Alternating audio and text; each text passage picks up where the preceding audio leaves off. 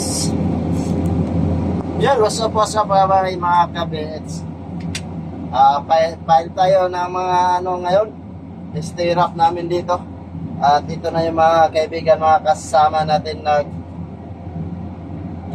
kamada na mga kabits, no? So medyo alanganin, kaya ilipat natin dito banda para hindi na sila mahihirapan pa. Alright. So yan na mga kabits, mga bay. Ano muna tayo ngayon?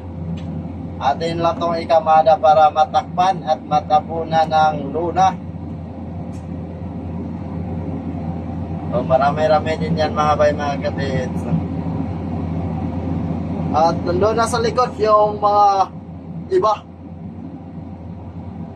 Tinakop lang natin para matakpan ng luna. So yung ginawa na ng ating mga kasama, no? Para hindi na rin siya magkakaroon ng kalawang mga kabits.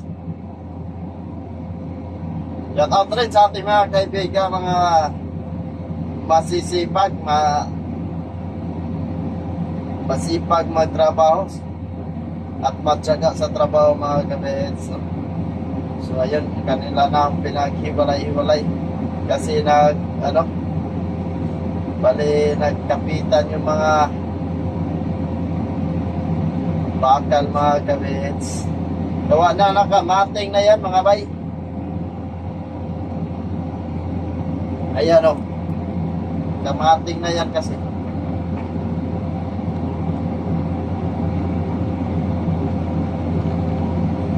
Alright.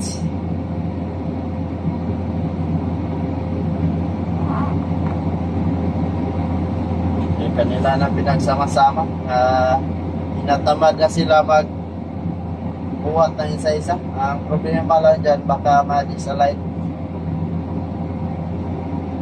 Yung isa palang kasama natin ay nasugatan. Ayun, nasugatan na yung kamay niya. So ano lang natin to, ilagay lang natin to dito mga kabits. At yung mga malalaking snare ay nandito na sa harap, at yung isa naman ay mga maliliit. Dito banda natin ilagay sa dulo para yung mga gumagamit din, paggamit na rin yan mga kabits, ay hindi na gaano mahihirapan. Alright, so kunin na lang nila yan.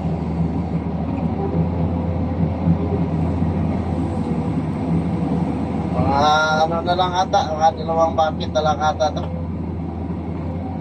Matatapos na rin sila.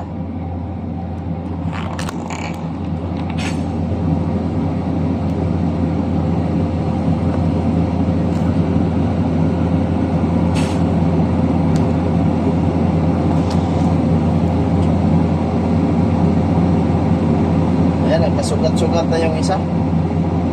Kasi may mga ano dyan mga bay, matalim yung tie wire, yung tinatali kasi dyan sa mga backward tie wire ay matalim yan. Pag nasagi yan sa yung balat ng kamay ay sigurado masusugatan ka talaga. So, yung isa kaibigan natin ay hindi talaga niya napansin ata. Kaya ayan o, nagkadugo-dugo na yung kamay niya, kabilaan pa. Dahil na ano ata, na sagi sa tie wire, sa dulo ng tie wire. Napakatalim yan. Ang tie wire natin ang tali, kabit.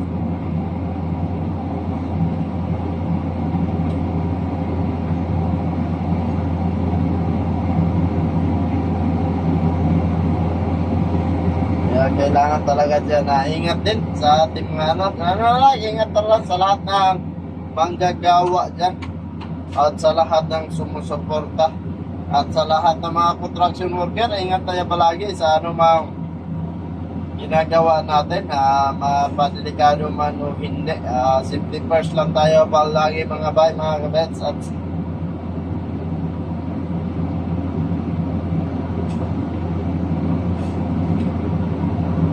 bali yan ang gagamitin namin sa aming gagawin doon na recrap, river control o flood control mga kabits. Yan ang aming gagamitin ng mga stirrup na yan. para sa pag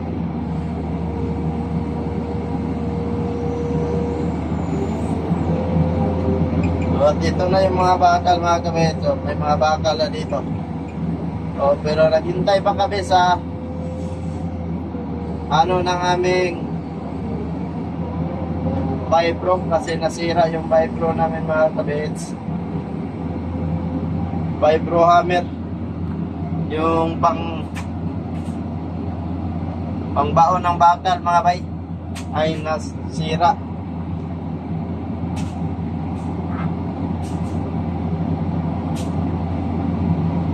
Last na yan at matatapos na rin ang aming pag-transfer dito sa mga STRAP. So, maraming salamat sa lahat na nanonood dyan sa ating laging ginagawang video sa mga work activities.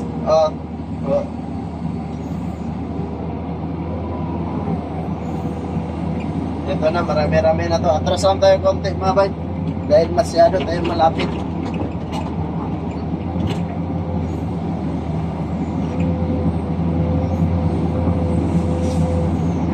Yun. Pwede na yan.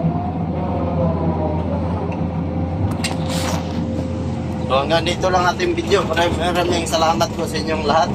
Babo, I love you.